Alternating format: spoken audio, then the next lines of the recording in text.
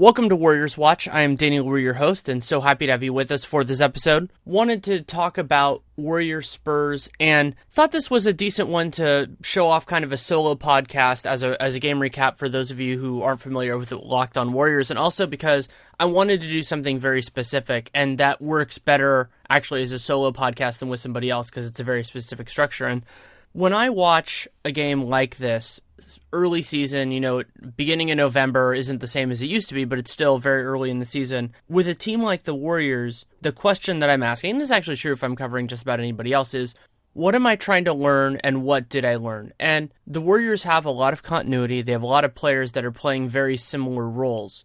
So what you're looking for is fundamentally different than a lot of other teams where you're trying to see how guys mesh together, you're trying to see who improved during the offseason, and those questions are still true with the Warriors. They're just not as relevant. And so there were two big things that I'm not going to necessarily say we learned them, but that we got more information on. One of them was Steve Kerr might have found a second unit. And so in this game, they turned to a pretty reliable group that serves a couple of different purposes. So what they did in the first quarter, and I think part of it in the third quarter was also that Durant was just going off, but Kerr went to a second unit of Patrick McCaw, Klay Thompson, Andre Iguodala, Draymond Green until he got in foul trouble in the fourth quarter, and David West. And that group has a couple of merits in and of themselves. One, there are no bad defenders in that group, which is valuable, and you have Klay Thompson, who is who took a lot of shots during that stretch and is very comfortable doing that, and then a lot of good passers. So you don't really have that true initiator, the person who runs stuff, but that's not really what the Warriors do anyway. They do a lot of their offense through scheme and through player and ball movement. So that unit works well there, and I also like that it has a lot of willing shooters. Like when they tried Livingston there, I think one of the differences, and I was advocating for if they were going to go to that kind of a lineup to have McCaw out there, is because you have to defend McCaw out there. He's not going to take every shot, he's not going to make every shot, but he's comfortable doing it. Whereas with Livingston, everybody knows what he does well, and so that just constricted things for everybody else. So that's one big takeaway, and those groups did reasonably well in this game. David West ended up +1 because they had a little bit of a struggle in the second quarter, but then they did a nice job. And, they helped cut the lead both times. I thought they did a good job. And then the other element of it is that it allows the Warriors to play Curry and Durant together more. And that certainly can help both of those guys just because it takes away some of the defensive attention. And because I have been a little bit disappointed is probably a strong word. I've been not as impressed with Durant as the sole provider of offense, in that way. And he's a wonderful player, and he's, especially defensively, he's shown so much more in the regular season than he did in Oklahoma City. But he hasn't really thrived in that spot, and so I think separating them out makes it better for Durant. It allows him to get into an equilibrium, and I understand why Kerr went away from that both at the beginning of last year and the beginning of this year, because you want to see if they can fly on their own. And Curry, he's going to score his points. He's going to do what he's going to do. But with Durant, it helps. And also because you need more kind of with those other units. If you have Durant there, it's just a different, the support players are a little bit different. Also, I think that it's a little worse for Klay just because the ball's not popping in the same way. Durant still does have a little bit, especially in those lineups, of the me versus the world mentality. And you kind of want that if he's on the second unit, and I'm fine with them not using that at all. So that, I think, was one big takeaway, was going to that unit, going back to that unit, and them doing well. Another important note there is that Patrick McCaw works so much better in that lineup than Nick Young, both because he can defend point guards and two guards, and because he isn't Nick Young. I mean, he can execute the scheme, and they can also, the big tweak that I would consider making in that group is using Caspi for either Green or Iguodala, depending on the circumstance, just to have another reliable shooter out there. I think that would put a lot more stress on the opposing defense. Obviously, he's not near the defender that they are, but it's something worth trying. But I think that fundamental group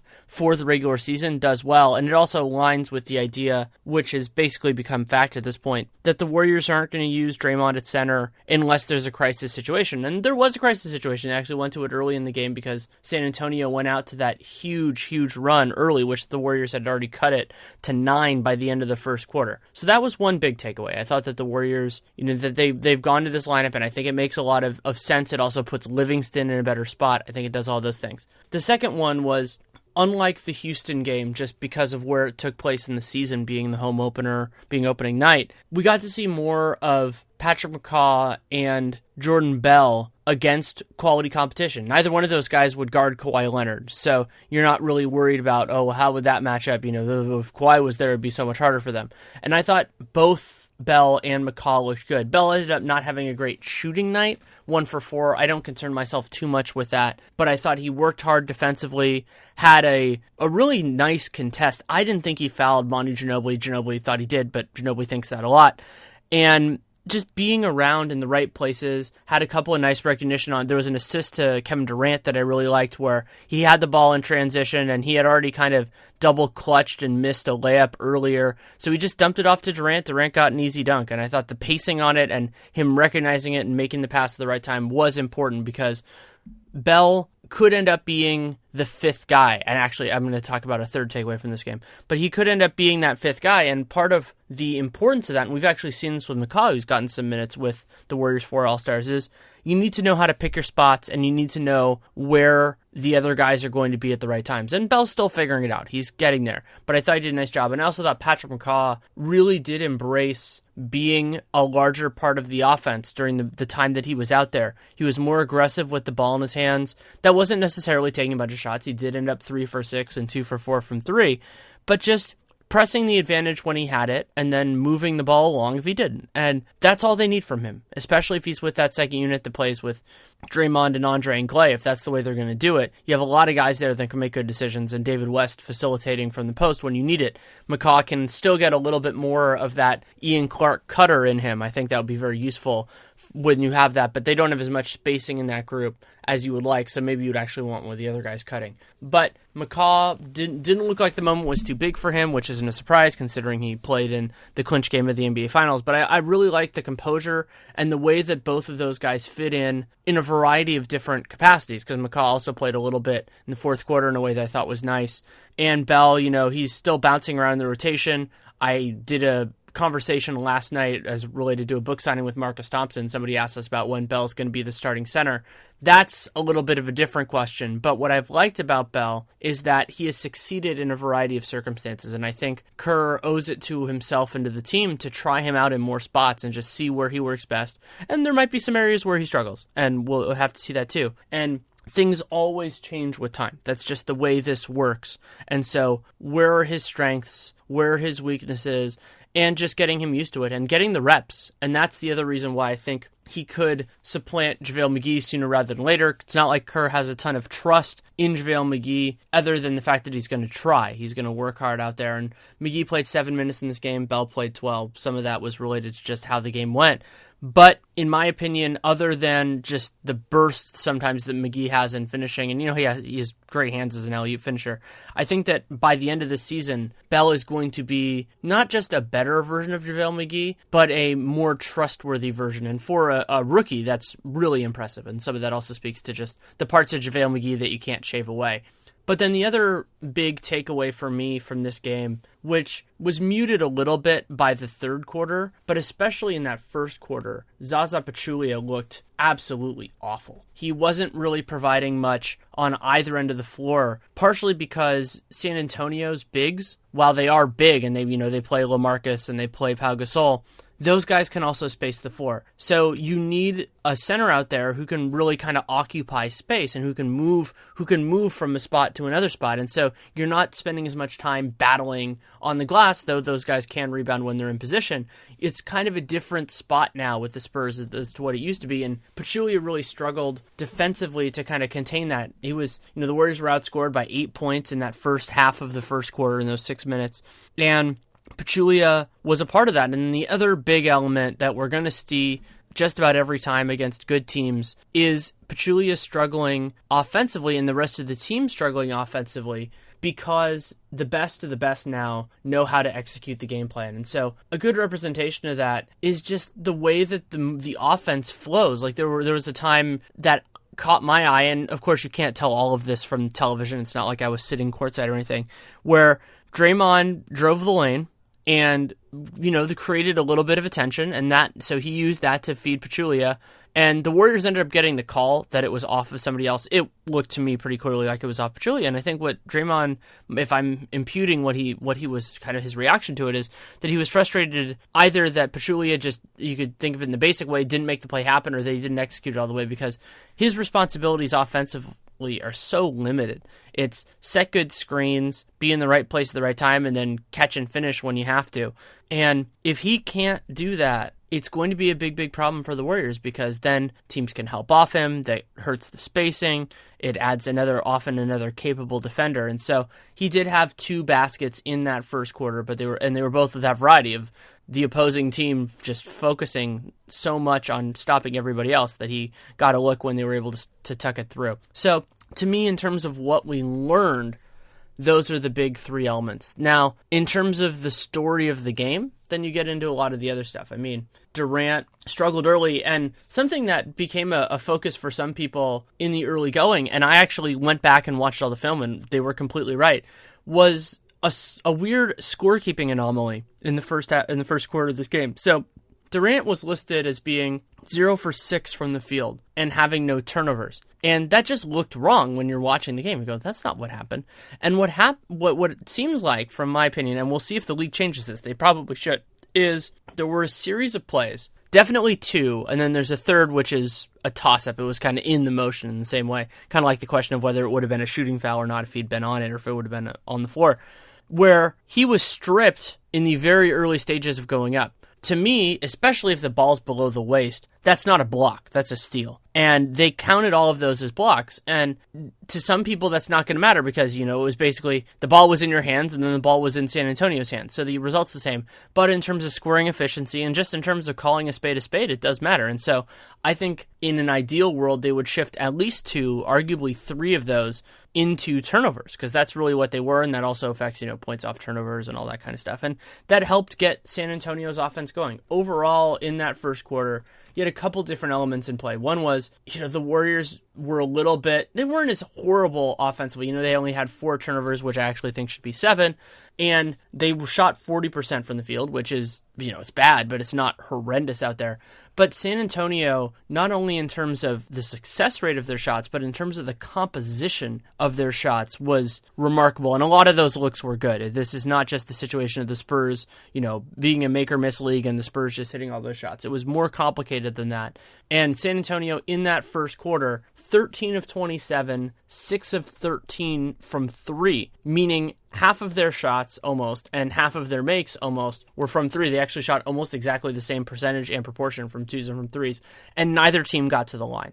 So you think about kind of where that is as a team, and then I'm sure a lot of people will focus on the offensive rebounding. In that stretch of time, San Antonio had 4 individually credited, and I think they had a 5th, which went off of a Warrior. So they had 5 offensive rebounds on only 14 missed shots. That's a big, big problem sometimes. But the Warriors were able to come back from it in a couple of different ways. So then when you look at basically the rest of the game after that first quarter, which felt in many ways like an anomaly, it does look more like the ridiculousness that the Warriors have thrown for the rest of the season. So 55.7% shooting from the field.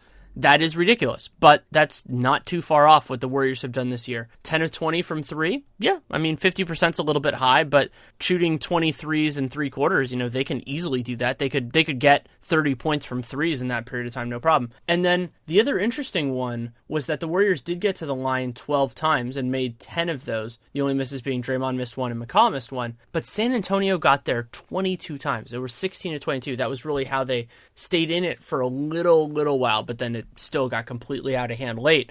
And so what I didn't learn from this game, because we already knew it, is that when the Warriors are on, they can beat pretty good teams. And San Antonio, early in the year, there was this, oh my God, they're winning all these games with Kawhi Leonard. They're not that they're not missing a beat, because they certainly were different, but like they beat Minnesota in their opener and all these other games. What we realized in this is that the Spurs need Kawhi Leonard as a creator against the team as talented as the Warriors, and that's not a surprise in any way, shape, or form. So you kind of wonder, well, where do you go from here? And that depends a lot on the players, because this game, I didn't see the failings in the first quarter as much on a lack of focus or a lack of intensity, though the defense certainly could have been better. It was more a kind of a best case and a worst case in those minutes where San Antonio was hitting a lot of shots, hitting some shots they don't usually make, and the Warriors were missing more than they usually do. So when you have those two things going together, you expect what's typically called regression to the mean to take place. You expect the unusual success and the unusual failure to go back towards each other, and that's exactly what happened. They actually fully reversed in this game. The Warriors were very good, and the Spurs were not after that, and they weren't as crisp. They turned the ball over 12 times. A lot of those were forced. And also, something that ended up being kind of big in this game is that of those 12 turnovers in the final three quarters, 7 of them were live ball. They were steals. And so that allowed the Warriors to get more in fast break. Actually, in fast break points, I've had my issues with the way the NBA credits it, but it was 18-2 in that last section in it's not the competitive portion of this game because the game went in so many different directions. But if the Warriors can do that, if they can generate turnovers more or even close to the same level that they're giving them up, they are the best transition team in the league. So then that takes away or negates an advantage that the other team has. And if you kind of balance that out, then you make it more of a, and even in a situation like this where the Spurs don't run you as much, if you can make it a half-court game, and people lose sight of this, if you make it a half-court game, the Warriors are going to do pretty well. And that is really what the turnover battle is about. And if you take away that easy way for the other team to get offense, and I thought the Warriors' defense, particularly in that second half, was better, was sharper than it had been for a lot of portions. Not everything, because they had a nice stretch against the Wizards. They had actually, a nice stretch against the Raptors in that game where the Raptors were just settling for their normal crap. And the Warriors their defense, it's very possible it doesn't end up being, number 1 or number 2 in the league. But what we've already seen is that the fastball is in there. It's not, I don't think it's going to be as ever present, particularly as it was the 73-9 year. But that's the only thing that we had to learn in terms of the defense, and we did. And so what I want to see moving forward is what becomes stable in terms of the rotation and what is still in question. So we really haven't seen Kerr meddle too much with the center rotation other than flip-flopping JaVale McGee and Jordan Bell a little bit, particularly because Kerr doesn't trust JaVale in pick and roll, which I completely understand. That is one big thing is are they going to start fiddling there, because that's the only place they haven't yet. And I have the running joke about how David West isn't allowed to play in the first and third quarter. I definitely think they should consider that too. A couple different places where he might work. And then how do they want to handle trying other people out in the spots that they've kind of already hollowed out? So you have Sean Livingston, who has gone back to the role which I still think he's most comfortable in, particularly in last year's playoffs, playing more with Curry than without Curry. But my little pet theory is that while Livingston is much better in that role than his role in the second unit, that might be the place for Patrick McCaw to be as soon as next year, maybe even this year, that he fits that spot better because you have to defend. The same reason he works better on the second unit. And so then that question becomes, could McCaw do both of those? And I think that's a little bit of a problem because that's a lot of minutes and it's a lot of consecutive minutes. So maybe you want to kind of intermix those two, and then you have the personal dynamics that are there. But then the other big question is with that, and this is where I was leading originally, is what about the guys who aren't in the rotation right now? And I'm sure a lot of people are thinking that in terms of Nick Young. Certainly deserves a chance, especially against the right opponents, to show what he can do. There is a value that, as we're seeing with Klay Thompson, of having a guy who is willing to take those shots. And if they can prove it by having McCaw out there defensively, that they can defend without one of Green or Iguodala, if they can pull one of those two guys and swap them for Nick Young, then you have a much more balanced lineup. And it's possible that unit just falls off a cliff defensively, especially if it's Nick Young, because it gives the opponent a much better place to attack. And that's why I want to see what Omri Caspi can do there. I'm a proponent for him. Those of you who know my work know that I've been arguing for Caspi to be on the Warriors for about a year now, and we've seen why in the limited minutes he's played. And so it's not like this is broken and Kerr has to find a solution or else this team is in trouble. But that is still what the regular season, especially what the early part of the regular season, is about. So I want to see if he's really willing to put the pedal to the metal and try some of these things out, go with some different rotations. They have, experimented with the second unit, stuff like with Livingston, but there are bigger things they can try that they're kind of treating as a given right now, and maybe they want to give those an opportunity. And some of that might come, and I fully expect this to be the case, when they have back-to-backs and when they have these more arduous stretches in terms of frequency, which are more rare in the current NBA thanks to starting the season a little bit earlier, but they do still happen. They're going to have some nasty back-to-backs.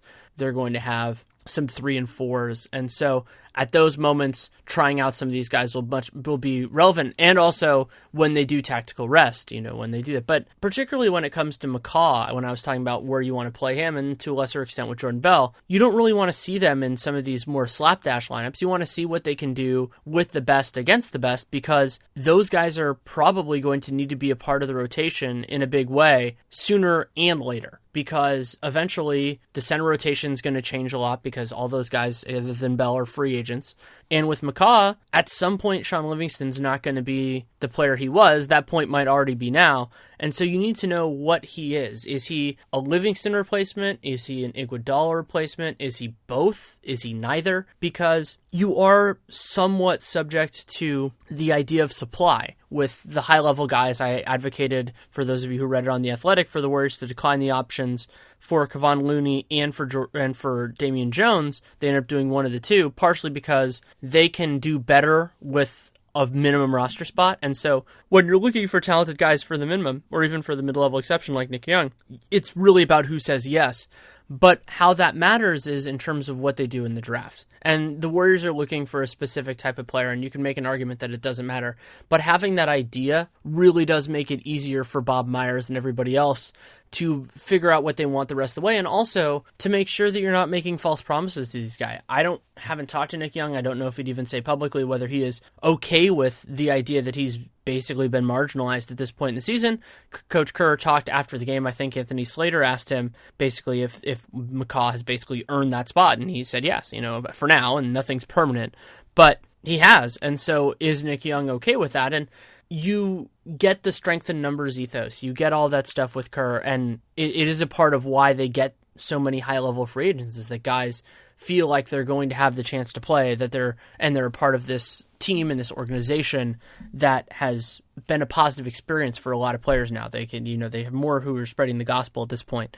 But that doesn't mean each individual player is going to be happy in their spot. And so how they handle that is going to be a different kind of challenge, not only in terms of those specific players, Nick Young and maybe JaVale McGee could be in that role, but also how that affects the willingness of other players to do those spots in the future. Because it's a little bit different for McGee, thanks to the fact that he tried to get something bigger and really couldn't. I mean, I think the Warriors' offer was at least close to the best thing on the table at that point.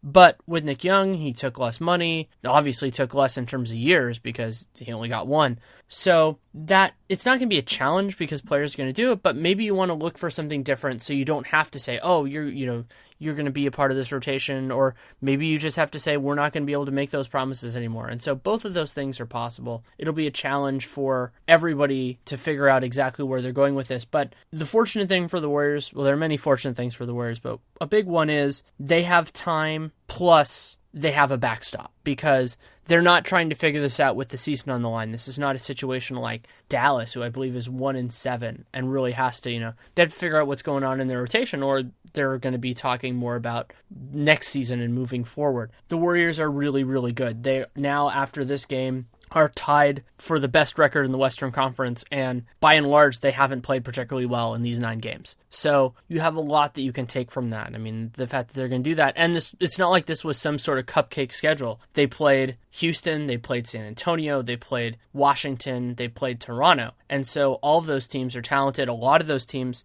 have some serious continuity, especially Washington and Toronto, though they did get both those games at home. So you don't want to get too overboard of, oh, they're locked in, they're going to beat everybody, or they're going to do anything like that. But if they stay healthy, they're in the driver's seat, especially considering how Cleveland has been sputtering. If people are interested in that, A, we're going to talk about it on Dunked On, and B, I'm happy to do something on the Cavs and Warriors Watch, because a benefit of watching the entire league is that I can talk about all of these teams cogently, and the Cavs' transition defense, their half-court defense, their help defense have all been big problems. So that doesn't mean those are problems are going to be there forever, just like the Warriors' problems haven't been there forever, but it is worth watching where that goes from here. So that's enough rambling of that sort for this. It was fun to kind of put my thoughts together, to look at the splits and to look at where this is going. And I want to go in a couple different directions for the next couple Warriors watches. I will do, a game of the week or something like that when they come up. I'm not probably going to do something on the Nuggets game on Saturday, though I do love the Nuggets. If it's great, then I'll pull something up. But other than that, probably won't.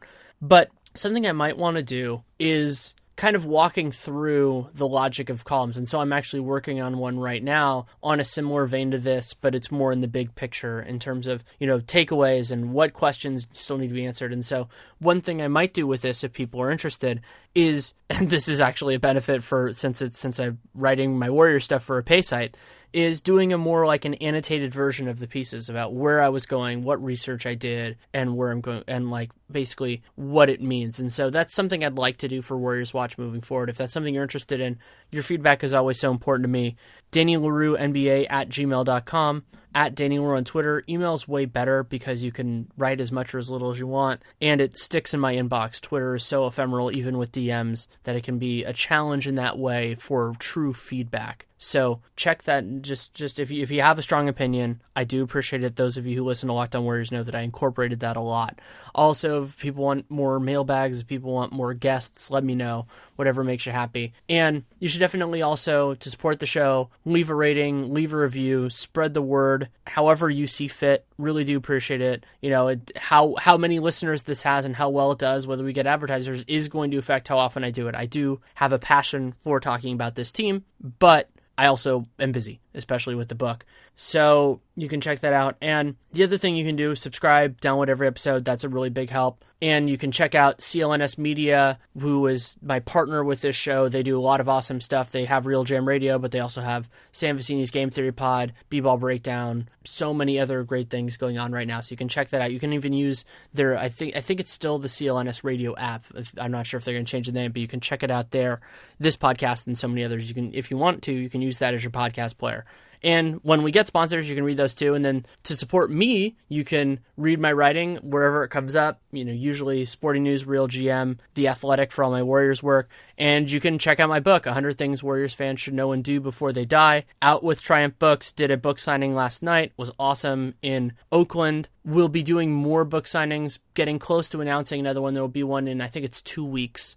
And then going to probably have them spread out a little bit between now and the holidays, because I really see that as one window for the book. It's like people buying it before, not that everybody celebrates Christmas, but it is big from a capitalism standpoint before then. So if you want to, you can check it out. And I'm going to do some stuff with signed copies. There was also a kind of a contest of sorts with The Athletic recently. But that's enough for now. I'm going to watch the end of Lakers Blazers, which most of you will have, if you're watching it, will have already watched by the time you listen to this. But thank you so much for listening. Take care and make it a great day.